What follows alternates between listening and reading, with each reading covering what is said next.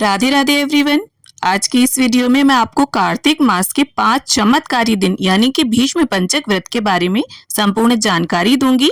तो अगर आपने पूरे कार्तिक के स्नान किए हैं तब तो ये सर्वश्रेष्ठ है, और अगर किसी कारण से आप कार्तिक नहीं नहा पाए हैं तो जो कार्तिक मास के अंतिम 5 दिन होते हैं यानी कार्तिक मास के शुक्ल पक्ष की एकादशी से लेकर पूर्णिमा तक, ये जो 5 दिन होते हैं, इन दिनों में अगर आप नियम पूर्वक स्नान करते हैं, दीपदान करते हैं, व्रत करते हैं तो पूरे कार्तिक मास का जो पुण्य फल है वो हम प्राप्त कर सकते हैं। क्योंकि 5 दिन जो व्रत होते हैं वो काफी कठिन होते हैं, लेकिन अगर आप कठिन तरीके से व्रत ना कर पाए तो उसकी जगह पर मैं आपको सरल तरीका भी बताऊंगी। तो सबसे पहले दीपदान के विषय में मैं आपको बता दूं, कार्तिक के महीने में दीपदान का बहुत अधिक महत्व होता है। तो एकादशी से ये व्रत शुरू करना है, आपको दीपदान करने हैं, व्रत करना है।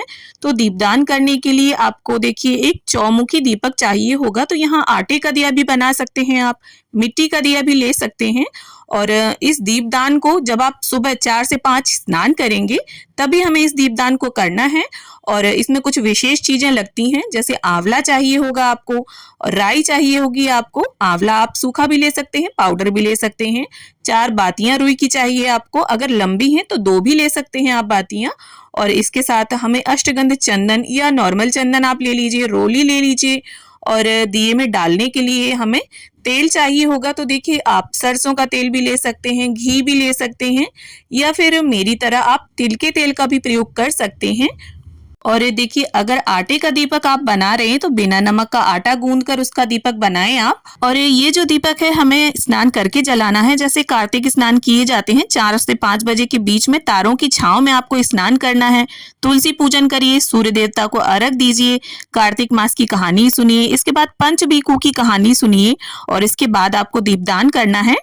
और अगर आपने पूरे कार्तिक के माह के स्नान किए हैं तब भी आप इस दीपदान को कर सकते हैं, नहीं किए हैं तब भी आप इस दीपदान को कर सकते हैं। तो इस प्रकार से आप एक प्लेट पर रोली से या चंदन से स्वास्तिक बना लीजिए, और इसी के ऊपर हमें दीपक रखकर उसके प्रज्वलित करना होगा। और अगर आप डायरेक्ट जमीन पर रखते हैं तो थोड़े तिल या अक्षतों का आसन दे दीजिए। और एकादशी के दिन आपको अक्षतों का प्रयोग नहीं करना है, बाकी दिनों में आप अक्षतों का प्रयोग कर सकते हैं। तो देखिए जो पंचभीखू या भीष्म पंचक के जो व्रत होते हैं वो शास्त्रों में काफी कठिन नियम बताए गए हैं उसके। इसमें 5 दिनों में आपको निराहार रहकर व्रत करना होता है, खाली जल पीकर। लेकिन आज के समय में हम गृहस्थियों के लिए ऐसा संभव नहीं है। तो आप देखिए सुबह एक समय फलाहार कर सकते हैं, और शाम के समय भगवान श्री हरि के समक्ष फलाहार भोग रखकर उसके बाद एक समय भोजन कर सकते हैं। लेकिन जो आप भोजन करेंगे उसे शुद्ध सात्विक होना चाहिए। बिना नमक का भोजन आप करें, मीठा भोजन कर सकते हैं। अब इसके बाद आप दीपक का पूजन कर लें चंदन या रोली से। और देखिए आटे का अगर आप दिया जलाते हैं तो इसमें एक बात ये है कि जब ये ठंडा हो जाए तो बातियां इसकी निकाल दीजिए, और इसे गौ माता को भी खिला सकते हैं आप। और अगर मिट्टी का दीपक लेते हैं तो हर रोज उसे नया लेना होगा आपको। तो इस प्रकार से दीपक का पूजन करके आप दीपक को प्रज्वलित कर लीजिए। अब देखिए दीपक के अंदर हमें क्या क्या वस्तुएं डालनी हैं। तो आपको डालने हैं सफेद तिल, इसके बाद आपको समर्पित करनी है राई। और जब तेल गर्म होता है तो राई अपने आप चटकने लग जाती है। इसके बाद आपको लेने हैं आंवले। यहाँ मैंने हरे आंवले के टुकड़े लिए हैं, आप सूखा आंवला भी ले सकते हैं, आंवला पाउडर भी ले सकते हैं।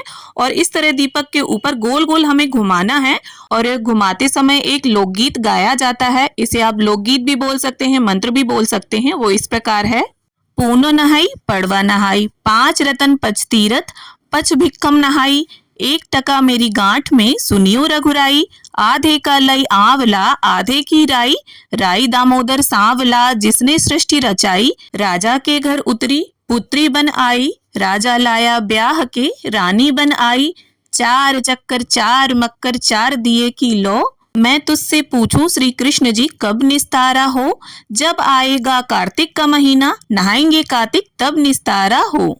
और ये जो पंक्तियां हैं ये आपको डिस्क्रिप्शन में लिखी हुई मिल जाएंगी। अब इसके बाद जो आंवले हैं वो हमें दिए में छोड़ देने हैं, और पुष्प हो अगर आपके पास तो आप पुष्प समर्पित करें। और इसके बाद देखिए इस दीपदान को आप तुलसी मैया के समीप कर सकते हैं, विष्णु भगवान के सामने कर सकते हैं, श्री कृष्ण जी के सामने, लड्डू गोपाल के सामने, विष्णु भगवान के किसी भी स्वरूप के सामने आप इस दीपक को दान कर सकते हैं। क्योंकि कार्तिक के महीने में तुलसी मैया के साथ साथ भगवान विष्णु के सभी स्वरूपों का पूजन विशेष माना जाता है।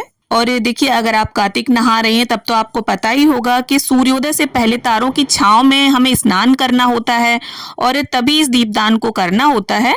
और कोई भी दीपदान देखिए अंधेरे में ही किया जाता है, या तो आप सूर्योदय से पहले करें या फिर शाम के समय दीपदान किया जाता है, क्योंकि दीपदान का मतलब होता है अंधेरे को दूर करना और सूर्यदेव की उपस्थिति में दीपदान का कोई मतलब नहीं होता। तो इस प्रकार से जल से आचमन करके हम दीपक को नमस्कार कर लेंगे और दीपदान में किसी भी तरह की भूल चूक अगर हुई हो तो उसके लिए क्षमा याचना कर लेंगे प्रभु से। तो देखिए सनातन धर्म में जो पंचभीखु होते हैं इन दिनों को काफी मंगलकारी बताया गया है। जैसे जब कोई पंचक लगता है तो ऐसे में कोई भी शुभ काम नहीं किए जाते। पंचभीखु या भीष्म पंचक एकमात्र इकलौता ऐसा पंचक है जो मंगलकारी बताया जाता है। तो अगर आपने पूरे कार्तिक के महीने स्नान नहीं किए हैं, दीपदान नहीं किया है, पूजा पाठ वगैरह नहीं किया है, तो कार्तिक मास की एकादशी से लेकर पूर्णिमा तक के ये जो 5 दिन है ये हमारे लिए एक सुनहरे अवसर के समान है। तो मैं ये तो नहीं कहूंगी कि पूरे कार्तिक मास का पुण्य फल उनके बराबर ही मिलेगा आपको, लेकिन कुछ हद तक कार्तिक स्नान का पुण्य फल जो है वो आप प्राप्त कर सकते हैं अगर आप नियम पूर्वक व्रत करते हैं, स्नान करते हैं, पूजा पाठ करते हैं। तो उम्मीद करती हूँ वीडियो में दी गई जानकारी आप सभी को अच्छी लगे। वीडियो अगर थोड़ी भी अच्छी लगी हो, थोड़ी भी पसंद आई हो तो प्लीज वीडियो को लाइक करें और मेरे साथ जुड़े रहने के लिए मेरे चैनल ज्ञान अनुसार को सब्सक्राइब कर लें। तो मिलती हूँ आप सभी से एक नए वीडियो में, तब तक के लिए हरे कृष्णा, राधे राधे।